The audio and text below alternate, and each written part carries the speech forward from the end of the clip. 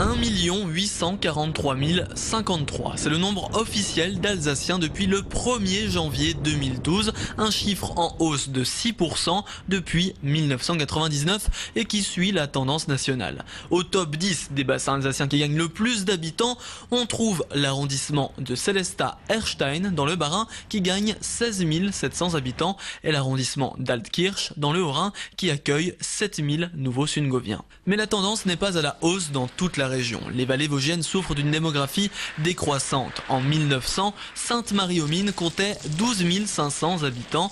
Au dernier recensement, il y en avait moitié moins. Faute au déclin de l'industrie textile et à la quête d'urbanité des plus jeunes habitants.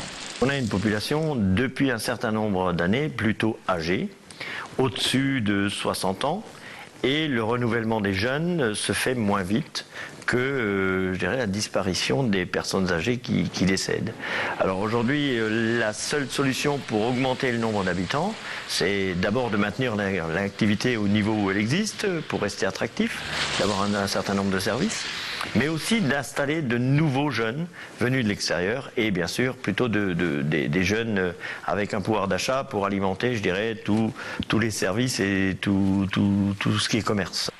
Au pied du Champ du Feu, Blancherue a gagné 10 habitants depuis 2007. Ils sont maintenant 42.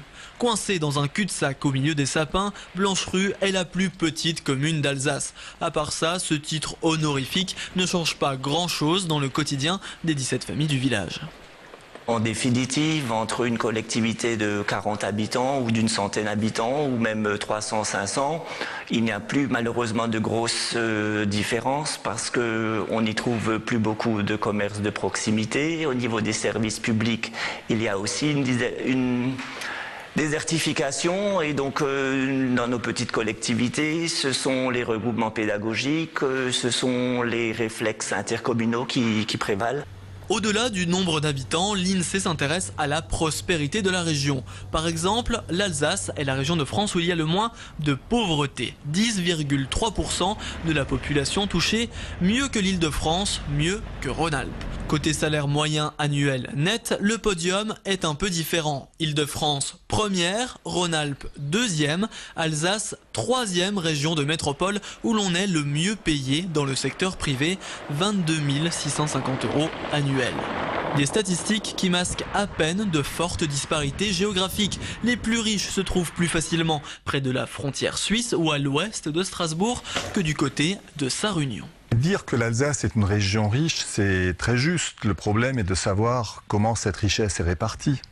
Une région peut très bien être globalement très riche, mais si la richesse est accaparée par quelques-uns et qu'il y en a beaucoup d'autres qui n'ont pas grand-chose, ça leur fait une belle jambe. La situation de l'Alsace est paradoxale.